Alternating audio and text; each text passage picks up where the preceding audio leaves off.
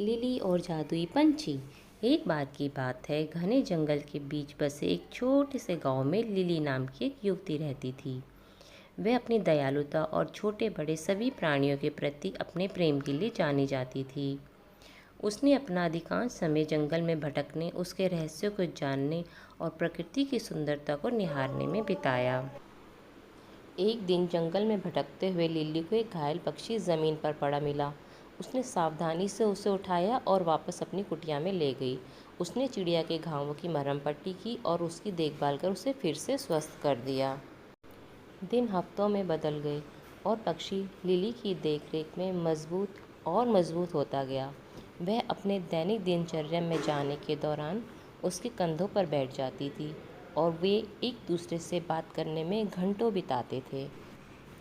एक दिन चिड़िया ने लिली से साफ और स्पष्ट आवाज़ में बात की।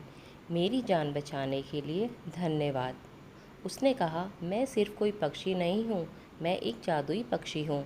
मेरे पास आपको 3 इच्छाएं देने की शक्ति है। उनका बुद्धिमानी से उपयोग करें, क्योंकि उनका उपयोग एक बार ही हो सकता है।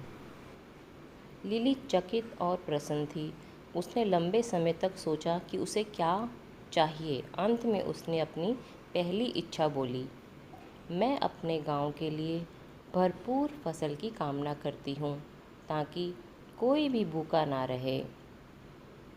अगले ही दिन गांव के चारों ओर के खेत भरपूर फसल से लहला उठे। लिली की दयालुता के लिए ग्रामीण चकित और आभारी थे।